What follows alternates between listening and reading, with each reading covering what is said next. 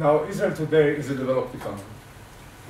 The GDP per capita is similar to the poorer West European countries. It's higher than Portugal, it will be somewhere slightly behind Spain or something of this sort. It's globally integrated. International transactions are about 2/3 of GDP in 2009. A lower proportion than in Hungary, but you have to remember that Hungary sits in the middle of a continent. It's very easy to trade. With us, we trade mainly with the faraway markets. There are free trade agreements with the European Union, with the United States, with Mercosur as a matter of fact, and then with individual countries like Turkey. So with a lot of our imports, for example, come in duty-free because of these agreements. We are in a very happy situation which you are not. We have got a free trade agreement both with Europe and with the United States. American goods are cheaper in Israel than they are in Europe, and European goods are cheaper in Israel than they are in the United States. So, and then we are really becoming a post-industrial economy. I always question the term sociologist love about the post-industrial world, and I'm not quite sure what it means. But finance and business services are about 26% of net national domestic product in 2009. There were only 19% in 1995, and there were only 14% in 1986. So there's a tremendous jump in these services. Services, what's more important, because services could be government services or something, but it's not. These are finance and business services. And services are 1/3 of our exports. 1/3 of our exports was called invisible exports. You cannot see when they move across borders. One big such export is tourism. It's an invisible export. I mean, you don't send the goods abroad, but you bring the consumers to buy it at your place, but they are foreign consumers. That's considered to be export. So, and we've got a great, by now, a geographical diversification of trade. Here you can see the main markets, and again, the blue one, I hope I got it correctly, the blue one is the European Union, the red one is the United States, and the yellow is Asia. And the rest, up to 100, is the rest of the world. And it's very interesting, because we started, there was a long tradition of trading with Europe from before the establishment of the States. First of all, Britain, which was the colonial power for many years. And then you could see that that went down, especially on the side of imports. And ultimately, there was some growth in imports from the United States, the export to the United States, but then ultimately the share of both of them went down, and it's now the Asian market which have developed very, very strongly. The new markets, mainly Japan and China, and then despite the fact that countries like Pakistan don't trade with us, but India does. And also the rest of the world, what's missing here up to 100, has been increased. So the trade is much more diversified than it used to be before, and that to some extent represent the change, which I'll come to say about this something in a moment, the change in the composition of trade. There's something here which I must say looks to me slightly illogical, or I can't quite explain it. I would have expected that this time the dollar went down compared to the euro. And then I would have expected people to export less to the States and import more from the States. And what happened was, it's just the opposite. If you look over there, imports from the States went down compared to earlier. It's the red patch, this thing there, right? Went down compared to this, while exports to the States went up. So it must be different exports and imports that were done before. I cannot tell you much about that. Now I would like to come to the next thing, which is that Israel had a long, we now became, as I said, a high-tech power. It's surprising, but that's the situation. And Israel has got a long history of technological niche products. The most famous, the only really multinational firm which Israel has breeded so far is Teva, which is doing generic medicines. I think it also owns a big plant under a different name in Hungary. And there are other, the Netafim is one which you probably never heard, but is important. This is the drip irrigation thing, which saves a tremendous amount of water. It allows people to grow things with very little water, because the water does not evaporate. It just goes to the roots of the plant or something of this sort. It's an interesting case, because this wasn't invented by them, but the production of that was started by a kibbutz, by a collective. And it's still a traditional kibbutz. So they decided they didn't want to employ a hired labor, only their own members, and they got to a stage where they couldn't expand any longer. So they licensed another kibbutz on the same conditions. You can do it as long as you can do it with your own labor. If you go beyond that, license it further. And by now there are 3 or 4 kibbutzim doing it in this system, which is quite unusual, I think, and being extremely successful all over the export all over the world. Tivol is something you probably didn't hear, but you might have eaten. It's an Israeli firm started by a kibbutz of ghetto survivors, of ghetto workers survivors, which produces meat substitutes from soybeans, from tofu. And again, it's very, I think it's mainly popular in Germany, with a lot of vegetarians or something. But with the fashion now for, for vegetarian products and so on, they've been highly successful in exporting all over the world. But the only one of them, which is a multinational, a big name is really Teva. But in the 1990s, there was an outburst of information technology innovations in Israel. And the question is, why did it occur then, and how did it occur then? And the answer is, well, first of all, there was a spillover from defense establishment. You know the story about the worm which affected the Iranian nuclear program, which has been credited to Israel. I don't know whether it's right or not, but the fact was credited to Israel tells you something about how people regard the Israeli capabilities, defense capabilities in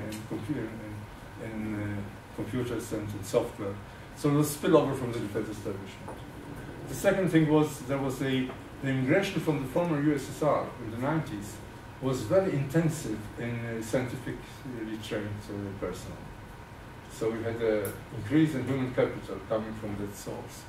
There was a spread of internet communication, which helped these things very much. And there was the last thing, which is very important, was the thinking out of the box mentality. And this raises a riddle, to which we don't have really an answer. If it is just the result of the Soviet migration, then it should peter out pretty soon. If it is the result of thinking out of the box mentality, then the question is, how does it come? If you look at PISA is a set of international exams assessing students' capabilities by the same standards in different countries. And it's a project or program for international students, I think achievement test or something, that's the acronym. And Israel, on the average, got there lately the grade of 454 Israeli students, school students. The average for OECD was 500. The average for Hungary was 504. So we came rather poor. How does that go with the thinking out with the computer thing, with the contribution to information technology, to software and so on? Yes, it has been tremendous. You know, one of the earliest signs of that was already years ago when 4 kids in the early 20s thought of something and managed to sell it. It's true that the selling was done by the father of one of them, who is a good businessman, but still. And they sold it for $400 million before it ever earned a penny. Just the idea. Which gives you some idea of how these things work. So the firm was called Mirabilis. So you ask yourself, how does it sit with these results? There are a number of possibilities. One is that you've got a 2-tier educational system.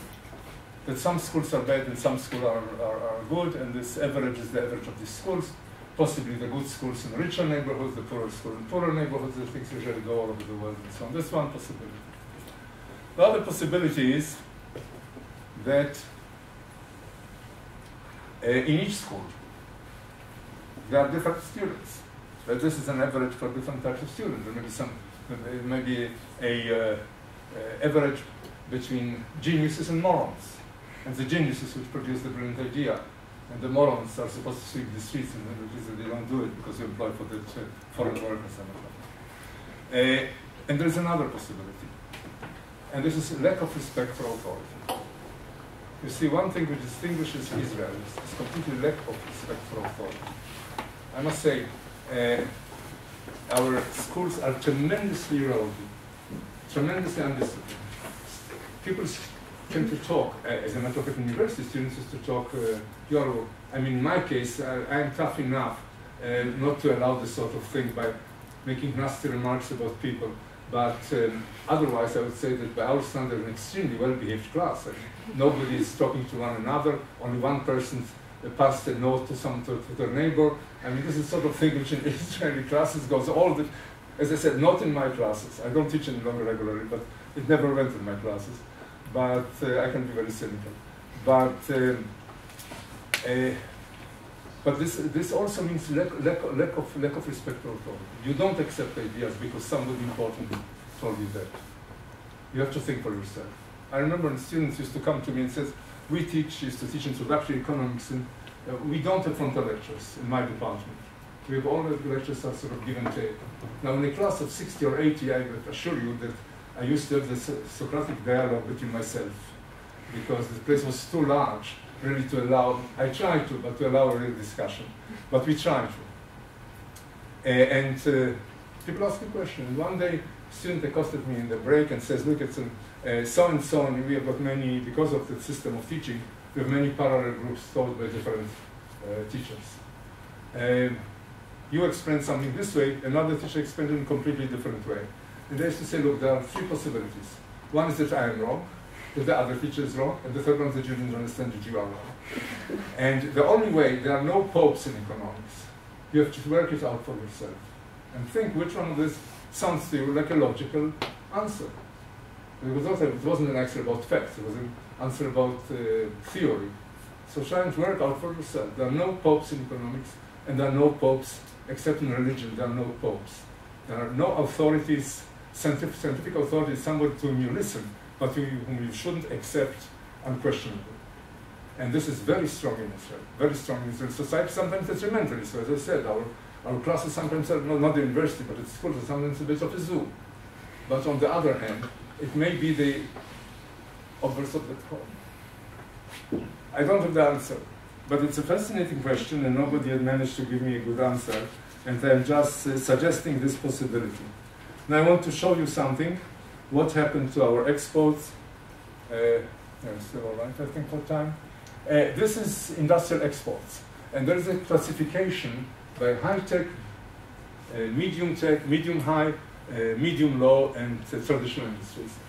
The definition is an international definition, not an Israeli one. It's slightly circular. You define them by the proportion of scientists in that particular industry. So the fact that there are many scientists involved doesn't mean that the industry is really very high-tech, but on the average probably it does.